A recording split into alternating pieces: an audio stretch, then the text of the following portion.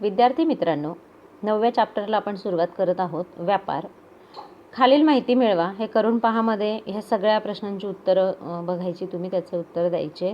घरातील दैनंदिन गरजेच्या वस्तूंची यादी तयार करायची आहे. या वस्तूंचा वापर कोण कोण करतं ते बघायचं आहे. या वस्तूचा पुरवठा तुम्हाला कुठून होतो ते पण लिहायचं. यातील वस्तू तुम्ही कुठून खरेदी करतात आणि खरेदी विक्रीच्या क्रियेला तुम्ही काय म्हणतात. वस्तूंची विक्री करणारा दुकानदार वस्तूंच्या बदल्यात काय घेतो. या वस्तू तुम्ही जिथे खरेदी केल्या असतील तिथे या वस्तू कुठून आल्या आणि त्याचा मूळ स्रोत कोणता याची माहिती घ्यायची आणि ते यादीतील वस्तूंच्या नावापुढे लिहायचे आणि मिळवलेल्या माहितीची चर्चा करायची. आता वर्गात तर चर्चा करता येणार नाही, तुम्ही बरेचसे मुलं येत नाहीत, म्हणून तुम्ही स्वतःच चर्चा घरी करून घ्यायची आहे. आता भौगोलिक स्पष्टीकरण बघा. वरील जमा केलेल्या माहितीवरून तुमच्या असं लक्षात येईल की आपल्या गरजेच्या वस्तू आपण आपल्या परिसरातील दुकानांमधून, बाजारातून किंवा मॉल इत्यादी ठिकाणाहून खरेदी करतो. बहुतेक सर्व विक्रेते स्वतः कोणताही माल किंवा वस्तू बनवत नाहीत. त्या वस्तू ते कोठून तरी आणतात. या सगळ्याच वस्तू आपल्या परिसरात तयार होतात असे नाही. या वस्तू अनेक दूरदूरच्या ठिकाणी तयार होतात. घाऊक बाजारपेठ, कारखाने, कृषी उत्पन्न बाजार समित्या इत्यादी ठिकाणाहून या वस्तू प्रथम किरकोळ विक्रेत्यांकडे व पुढे आपल्यापर्यंत पोहोचतात. म्हणजे बघा, आता आपण ज्या पण वस्तू घेतो त्या काही घरी बनत नाही आहेत किंवा दुकानातून किंवा बाजारातून किंवा मॉलमधून आपण जिथून आणतो तिथे त्या बनत नाहीत. तिथे सुद्धा त्या कुठून तरी आलेल्या असतात. कारखान्यांमधून, कृषी उत्पन्न बाजार समित्यांमधून किंवा घाऊक बाजारपेठेमधून त्या आलेल्या असतात. हे तुम्हाला माहिती आहे. आता बघा, ज्याप्रमाणे इतर ठिकाणाहून वस्तू तुमच्यापर्यंत येऊन पोचतात त्याप्रमाणे तुमच्या गावात, शहरात तयार होणारी एखादी विशेष वस्तू, पदार्थ कुठे कुठे पाठवला जातो ते पण तुम्ही बघू शकता. आता नंदुरबार जिल्ह्याच्या दृष्टीने जर बघितलं तर नंदुरबार जिल्ह्यामध्ये नेमकी कुठली वस्तू तयार होते आणि ती कुठे पोहोचवली जाते याचा आपल्याला चर्चा करायची आहे. दैनंदिन जीवनात आपल्या विविध गरजा असतात. या गरजा पूर्ण करण्यासाठी आपण विविध वस्तूंची खरेदी करतो म्हणजे आपण मागणी करतो. बघा, आपल्याला बऱ्याचशा गोष्टी लागतात. आता त्या गोष्टींची आपण खरेदी करतो तर काय करतो, मग आपण मागणी करतो. या वस्तूंची मागणी पूर्ण करण्यासाठी वस्तूंचे उत्पादन केले जाते आणि वस्तूंचा पुरवठा उत्पादक करतो, म्हणजेच त्या घाऊक व्यापाऱ्याला विकतो. बघा, आता ह्या ज्या वस्तू आहेत आपल्याला हव्या असतात त्या आपण मागणी करतो आणि ह्या वस्तूंची मागणी पूर्ण करण्यासाठी काय होतं, वस्तूंचे उत्पादन केलं जातं. म्हणजेच वस्तूंचा पुरवठा उत्पादक करतो. म्हणजे उत्पन्न घेणारा किंवा वस्तू उत्पादन करणारा याला आपण उत्पादक म्हणत असतो. म्हणजेच त्या घाऊक व्यापाऱ्याला त्या विकल्या जातात. विकतो म्हणजे त्या उत्पादक त्यांना विकत असतो घाऊक व्यापाऱ्याला. अशा प्रकारे एकमेकांच्या गरजा पूर्ण करण्यासाठी वस्तूंची खरेदी व विक्री केली जाते. आपण वस्तूंची खरेदी करणारे म्हणजेच ग्राहक असतो आपण. तसेच वस्तूचे उत्पादन करणारे उत्पादक किंवा विक्री करणारे विक्रेते असतात. म्हणजे उत्पादन करणारे उत्पादक आणि विक्री करणारे विक्रेते असतात. तर आपण काय असतो, घेणारे ग्राहक असतो. ग्राहक व विक्रेते वस्तूंची खरेदी विक्री किंवा देवाणघेवाण करतात. यालाच आपण व्यापार असं संबोधतो किंवा व्यापार असं म्हणतो. म्हणजे आपल्याला एक गोष्ट लक्षात येईल की वस्तूंची खरेदी विक्री करणे किंवा देवाणघेवाण करणे म्हणजे व्यापार होय. इथे व्यापार ही संकल्पना स्पष्ट केलेली दिसते तुमच्या चित्रामध्ये की व्यापार ह्या संकल्पनेला त्यांनी कसं बघितलं आहे बघा. मागणी खरेदी आणि विक्री पुरवठा म्हणजेच व्यापार. व्यापार ही संकल्पना इथे स्पष्ट केली आहे. व्यापार ही एक महत्त्वाची आर्थिक क्रिया आहे. समाजातील लोकांचे आर्थिक जीवन एकमेकांवर अवलंबून असते. व्यापार खूप महत्त्वाची आर्थिक क्रिया आहे आणि समाजामध्ये जे पण लोक राहतात, जीही माणसं राहतात, त्यांचं आर्थिक जीवन हे एकमेकांवरच अवलंबून असतं. कोणताही प्रदेश किंवा देश स्वयंपूर्ण नसतोच. म्हणजेच जे आपण म्हणतो की तिथेच उत्पादन होतं, तिथेच त्याचा पुरवठा केला जाईल किंवा सगळ्याच वस्तू एकाच ठिकाणाहून आपल्याला मिळतील असं नाही. म्हणजेच कोणताही देश स्वयंपूर्ण नसतो. लोकांच्या गरजा पूर्ण करण्यासाठी दोन प्रदेशांदरम्यान व्यापार होणे गरजेचे असते. कारण गरजा पूर्ण करण्यासाठी दोन प्रदेशांमधला व्यापार आवश्यक असतो. प्रत्येक प्रदेशाची भौगोलिक परिस्थिती वेगवेगळी असल्याने प्रत्येक प्रदेशात विशिष्ट वस्तूंचे उत्पादन होत असते. जशी भौगोलिक परिस्थिती असेल, जशा प्रकारचं तिथे वातावरण असेल, जशा प्रकारचं तिथे सीझन असेल, तर तशा पद्धतीने त्या वस्तू तिथे उत्पन्न घेतलं जात असतं. जसं आता आपण महाराष्ट्राचा विचार केला तर महाराष्ट्रामध्ये सगळ्यात जास्त पिकणारी वस्तू ऊस आणि कापूस ह्या दोन वस्तू खूप जास्त उत्पादन घेतल्या जातात. म्हणजे आपल्याकडे साखर किंवा कापड हे बऱ्या प्रमाणामध्ये तयार होतं. तर जर आपण पंजाबाचा विचार केला तर पंजाबामध्ये गहू जास्त प्रमाणामध्ये बनत असतो.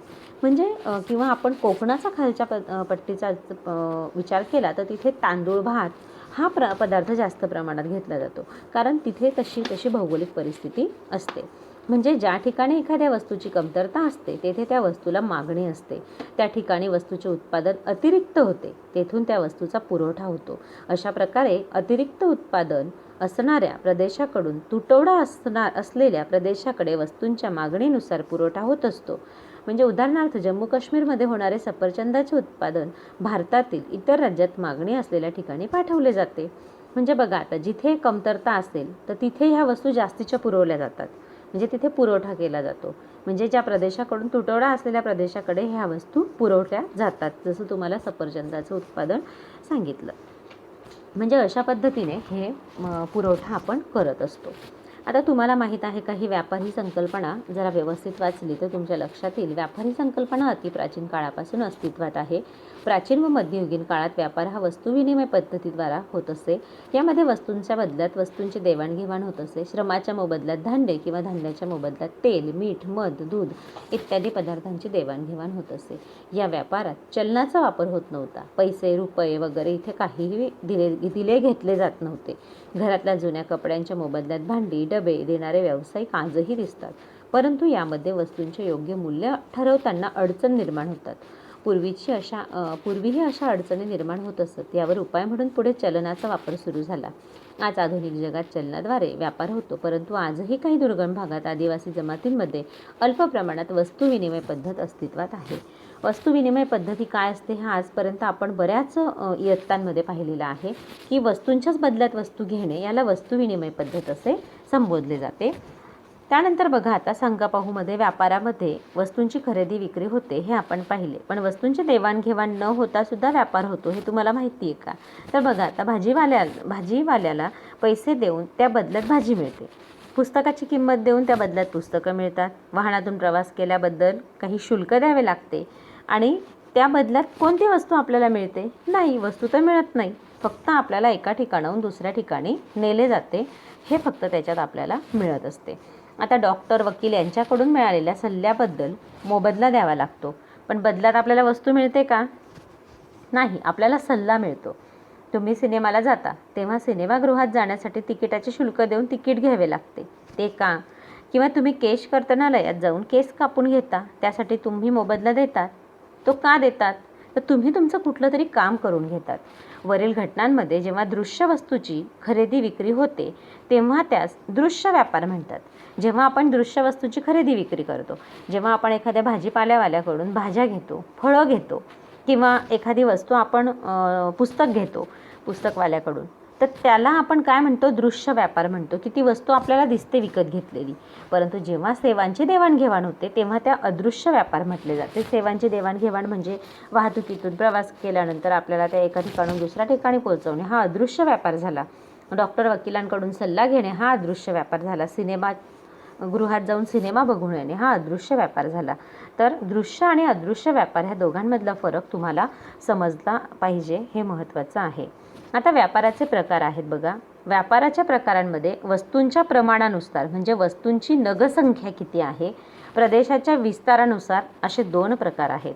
वस्तूंच्या प्रमाणानुसार घाऊक व्यापार आणि किरकोळ व्यापार, आणि प्रदेश विस्तारानुसार अंतर्गत व्यापार आणि आंतरराष्ट्रीय बहिर्गत व्यापार असे व्यापाराचे हे प्रकार आहेत. 2 मुख्य प्रकार आहेत आणि त्याचे 2 प्रकार आहेत. असे व्यापाराचे प्रकार आपण बघणार आहोत. आता वस्तूंच्या प्रमाणानुसार, वस्तूंच्या संख्येच्या प्रमाणानुसार घाऊक व्यापार व किरकोळ व्यापार असे 2 प्रकार पडतात. त्यात घाऊक व्यापार कशाला म्हणता बघा? व्यापारी मोठ्या प्रमाणात मालाची खरेदी करतात. उत्पादकाकडून ती खरेदी थेट केली जाते. खरेदी केलेल्या मालाची विक्री देखील मोठ्या प्रमाणावर किरकोळ व्यापाऱ्यांना केली जाते. त्यावेळेस होणारा व्यापार म्हणजे घाऊक व्यापार.